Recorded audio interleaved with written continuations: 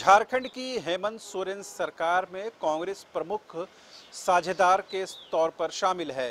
यही वजह है कि कांग्रेस कोटे से कुल 4 कैबिनेट मंत्री बनाए गए हैं। इन तमाम कैबिनेट मंत्रियों के जिम्मे एक काम दिया गया था और ये काम प्रदेश अध्यक्ष के साथ ही प्रदेश प्रभारी यानी कांग्रेस के प्रदेश प्रभारी अविनाश पांडे के माध्यम से प्राप्त हुआ था। और वो ये जिम्मेदारी थी कि तमाम कैबिनेट मंत्रियों को प्रत्येक शनिवार को प्रत्येक सप्ताह प्रदेश कांग्रेस मुख्यालय में जनता दरबार लगाना है। वहां पार्टी कार्यकर्ताओं की समस्याओं का निदान करना है। जो लोग भी फरियाद लेकर पहुंचे उस समस्या का निराकरण करना है। शुरुआत के कुछ दिन तक ये रस्म अदायगी हुई, लेकिन उसके बाद ये बिल्कुल खालीपन हम देख पा रहे हैं कि उसके बाद एक भी जनता दरबार नहीं लगा है। अब इसके पीछे क्या वजह हो सकती है, ये तो बेहतर जो विभागीय मंत्री हैं, कैबिनेट मंत्री हैं, वो बेहतर बताएंगे कि उनकी क्या व्यस्तता रहती है, उनका क्या एंगेजमेंट रहता है, क्यों वो प्रदेश मुख्यालय में जनता दरबार नहीं लगा पाते हैं। लेकिन इस सवाल को लेकर के हम लोगों ने कांग्रेस पार्टी के प्रदेश अध्यक्ष राजेश ठाकुर से बात की। उनको भी ये याद दिलाया कि आपकी मौजूदगी में ये बात हुई थी और तमाम कैबिनेट मंत्रियों को जनता दरबार लगाना था। उनको भी ये बात याद है। उन्होंने कहा जी हाँ, हमें ये बात याद है, अच्छे से याद है कि ये बात हुई थी और कुछ मंत्रियों ने जनता दरबार लगाया था शुरुआती ज़माने में, लेकिन उसके बाद इस पर अमल नहीं हुआ है, वो इसे देखेंगे।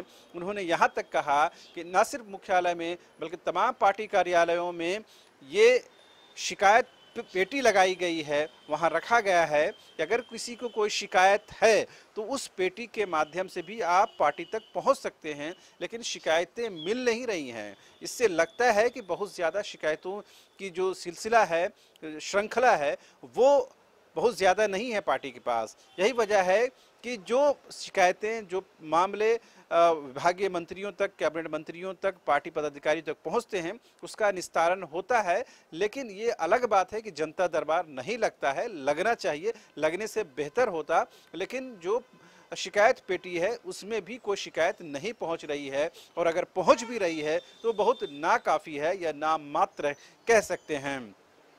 ये राजेश ठाकुर जी ने न्यूज़ बायोस्कोप से कहा। आप भी उस बात को सुनिए और समझिए कि किस तरह से राजेश ठाकुर जी कहीं न कहीं अपने मंत्रियों को बचाने की भी कोशिश कर रहे हैं और ये जताने की भी कोशिश कर रहे हैं कि अगर शिकायतें आएंगी तो उसका निस्तारण होगा। उसके लिए वैकल्पिक व्यवस्था की गई है। आप शिकायत पेटी के माध्यम से पार्टी तक, सरकार तक, विभाग तक अपनी बातों को रख सकते हैं, उसका निस्तारण होगा। लेकिन जनता दरबार नहीं लग रहा है। इस पर राजेश ठाकुर प्रदेश कांग्रेस अध्यक्ष ने क्या कुछ कहा है, आप खुद सुनिए। शुरुआती ज़माने में उन्होंने कहा था कि हमारे कोटे के जितने मंत्री हैं प्रत्येक शनिवार को दरबार लगाएंगे, कार्यकर्ताओं के दर्द, आम जनता के दर्द को सुनेंगे। वो अमल नहीं हुआ है। नहीं, देखिए, आप देखेंगे तो बहुत जगहों पे हुआ है, जिलों जिलों में जा कर के हुआ है, और जो यहाँ मुख्यालय की बात थी उस पर अमल कम हुआ है। लेकिन लगातार मंत्रीगण चूंकि रांची में ही रहते हैं और रांची में लगातार जिनकी जो समस्या रहती है उसको लोग अवगत कराते रहते हैं